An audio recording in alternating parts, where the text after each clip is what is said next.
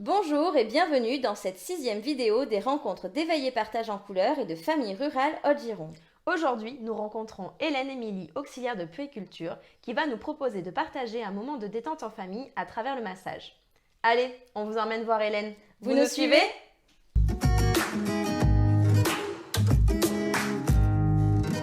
Bonjour, donc je m'appelle Hélène Émilie. Mon métier est auxiliaire en puériculture.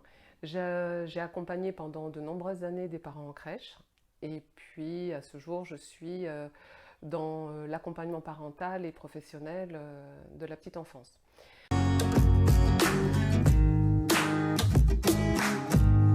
Activité du jour, le massage after work. Vous récupérez les enfants, crèche, école, et vous rentrez à la maison, et vous rentrez dans la chambre, et vous avez la boîte à outils.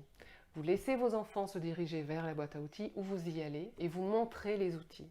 Et là, vous êtes force de proposition pour un temps de relaxation, et donc de massage avec votre enfant ou votre bébé.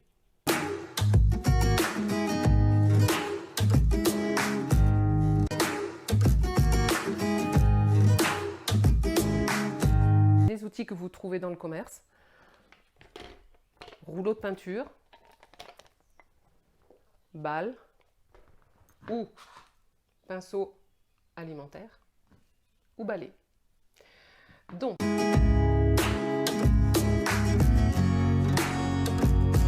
moi je vais vous proposer de commencer par le rouleau.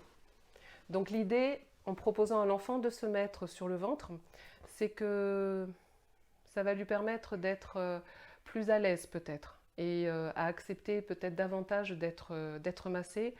Et puis ça peut être aussi propice à raconter, si c'est le soir que le massage est proposé, à raconter les événements de la journée. Ça peut être intéressant et ça peut amener ce genre de petites confidences quand on rentre de l'école et que parfois il se passe des choses. Le moment du massage peut être de la relaxation mais aussi une ouverture sur la conversation. Donc, pour commencer, je vais vous proposer donc avec un petit rouleau comme ça, qui est en mousse, donc on ne fera pas du tout mal à l'enfant. Ça peut être le bébé comme ça peut être l'enfant jusqu'à par exemple 6 ans. Donc vous allez commencer par les jambes. Donc je vais vous montrer sur ma poupée Zoé, je vous la mets de côté. Et donc l'idée c'est d'aller du pied, de faire un mouvement de va-et-vient de haut en bas, en appuyant un petit peu, mais surtout en regardant et en écoutant ce que le corps de l'enfant va pouvoir traduire. Vous pouvez avoir des enfants qui sont très chatouilleux. Donc dans ces cas-là, n'arrêtez pas, vous arrêtez juste le mouvement et puis vous attendez. Parce que ce qui est intéressant, c'est de permettre peut-être de dépasser ce moment du chatouille, qui est en soi aussi une façon de dire une sorte de défense, ou peut-être une réaction épidermique un peu forte. Donc vous arrêtez et vous pouvez appuyer légèrement davantage et vous recommencez lentement. Et puis vous demandez, est-ce que c'est mieux comme ça? Moi, j'ai proposé à Zoé d'aller sur son bras. Alors Zoé est petite, mais je peux quand même observer chez elle des mouvements. Un bébé va vous montrer ce qui est bien pour lui ou ce qui n'est pas bien, en remuant, en gigotant. Mais vous n'hésitez pas, regardez, parlez et racontez ce qui se passe. Donc le rouleau peut passer sur les petites fesses et aller à gauche, aller à droite, et tout doucement remonter tout le long du dos. On peut appuyer un peu sur le dos, surtout avec des outils en mousse. Il ne faut pas avoir peur. Avec les grands, d'autant plus. C'est une zone au niveau du dos qui est moins sensible au niveau du toucher. On peut sur les côtés et on va sur la cuisse, légèrement sur le creux du genou, le creux poplité, et ensuite sur le mollet et le pied opposé. Et on peut remonter et passer sur tous les côtés de l'enfant, jusqu'à la main par exemple, le bras, l'avant-bras, les épaules, Et on va aller dire bonjour à l'autre bras, avant-bras et main. Et on remonte. Et on descend. De cette façon, vous permettez à l'enfant aussi d'être acteur, c'est-à-dire qu'il va être dans des sensations, une globalité de son corps. Là, vous pouvez faire des mouvements de va-et-vient et aussi, on a très souvent peur de la tête, mais allez-y tout doucement, le cou, et vous pouvez tout doucement rouler sur le sommet du crâne et revenir jusqu'au cou. Allez dire bonjour à une oreille, à l'autre, et on redescend. Vous voyez que votre enfant est toujours dans la possibilité encore de recevoir le massage. Vous pouvez lui proposer un autre outil. L'idée, c'est de proposer, pareil, une autre façon de toucher, un autre outil. Et avec les enfants qui ne parlent pas, ce qui peut être intéressant, c'est de nommer les parties du corps. C'est intéressant de nommer les parties du corps, c'est parce que on ne vient pas au monde en sachant comment est composé notre corps. Ça s'apprend. Donc, il n'y a pas mieux qu'une maman, un papa pour dire, tu vois, ça c'est ton corps. Et donc, le fait de nommer le corps, si à un moment donné on est sur un pied, alors on sait que parfois c'est très chatouilleux, si l'enfant réagit, il a 5-6 ans, et que c'est oh là là, ça me chatouille, eh bien, on peut dire, c'est là que ça te chatouille, c'est vraiment la plante de ton pied.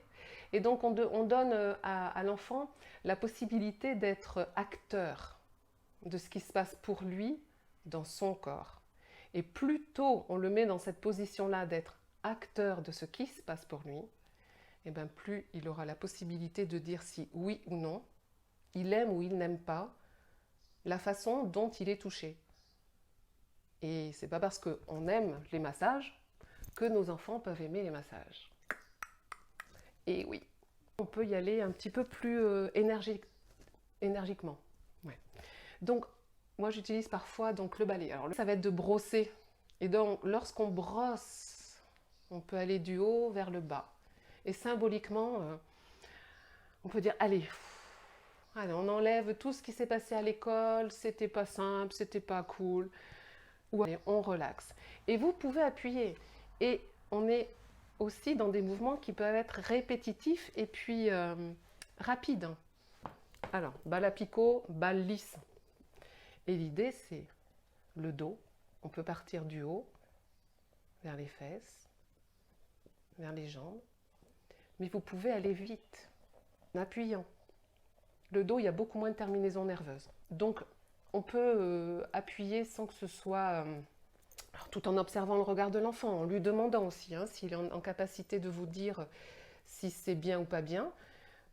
Posez des questions, interrogez votre enfant. N'hésitez pas à lui demander ce que lui en pense de ça. Et plus vous êtes dans le questionnement, plus vous êtes dans l'interrogation, plus vous lui donnez la parole et la capacité de se positionner. Et ça, c'est très important, surtout avec le toucher. Donc on va vite et on relâche. Et on voit comment le corps va peut-être pouvoir se relâcher et se détendre.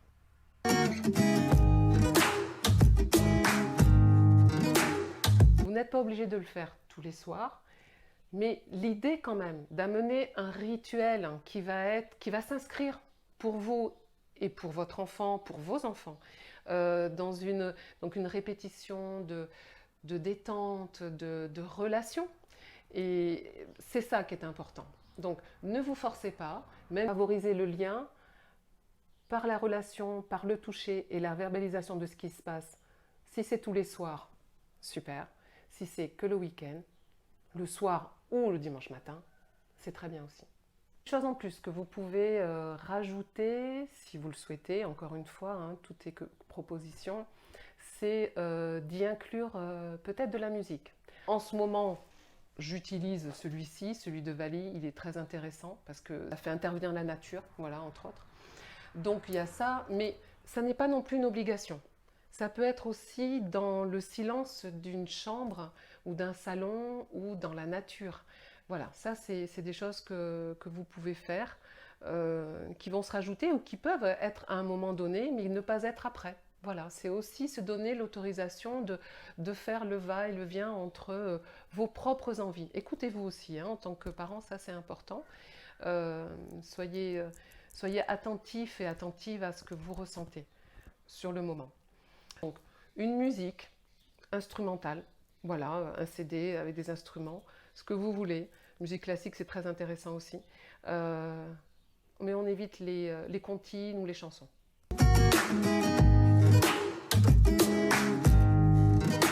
Petit bonus que je vais vous proposer. Donc là, les outils, votre enfant, un drap, et puis 2 adultes. Alors, pourquoi 2 adultes? Parce que là, on va jouer sur le bercement avec le drap, justement, et puis proposer à un moment pour l'enfant un temps de relaxation et de détente. Alors, l'idée, je vais vous le montrer donc avec Zoé, c'est de... Alors, ça peut se faire aussi avec un enfant qui est capable de s'asseoir et de s'allonger seul sur le drap. Il y a la seule contre-indication, c'est le poids de votre enfant et votre propre capacité à soulever votre enfant dans un drap. On est d'accord. Donc l'idée, moi avec Zoé, donc ça va aller, 3 mois, c'est nickel. Donc je vais l'allonger. Donc toujours pareil, hein, n'oubliez pas de dérouler. Voilà, de regarder. Hop, de mettre la colonne vertébrale dans la longueur. Et puis, je vais demander à mon assistante de venir attraper les coins donc, du drap. Et tout doucement. Donc, on va soulever et tout en regardant notre bébé, on va se balancer à droite, à gauche. Alors, l'idée du balancement, regardez bien, moi je passe j'amène mon poids sur une de mes jambes et sur l'autre.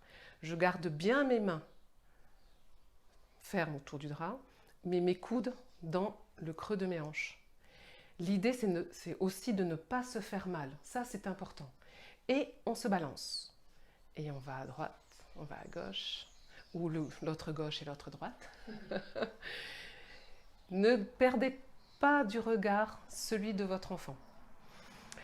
Et puis vous balancez. N'hésitez pas, il y a des enfants qui adorent le mouvement très ample que vous lui avez procuré quand vous étiez enceinte et que vous marchiez, hein, que vous pouvez lui procurer aussi quand vous le prenez dans vos bras et que vous dansez avec lui. Et on peut même, alors, un enfant qui est un peu énervé, qui pleure beaucoup, essayez, un bébé, mettez-le dedans et l'idée, alors, on arrête peut-être un peu de se balancer sur nos jambes, mais on continue le mouvement. N'ayez pas peur d'accentuer le mouvement, histoire de proposer légèrement autre chose à l'enfant. Puis, vous ralentissez. Vous regardez toujours votre enfant. Ne le lâchez jamais du regard. Si vous voyez que les bras s'ouvrent, que les jambes se décontractent, vous le voyez hein, quand le bébé se relâche, eh bien, vous pouvez garder le rythme très lent. Voilà. Il se peut aussi que votre enfant s'endorme comme ça. Ça arrive. Eh bien, vous prenez le drap et vous l'amenez dans le lit en coinçant bien les bords du drap sous le lit, n'est-ce pas? Et puis vous le déposez, on va le déposer. D'abord les fesses, ensuite le dos et puis la tête. Parfait. Et là, Zoé est partie dans son sommeil. Voilà. N'oublions pas que c'est un moment de partage en famille. Voilà, c'était Hélène Émilie, auxiliaire de périculture. N'hésitez pas à nous faire part de vos retours et à partager cette vidéo autour de vous. On vous dit à très vite pour de nouvelles aventures avec Éveil et Partage en couleur Et Famille Rurale Haute-Gironde. À bientôt.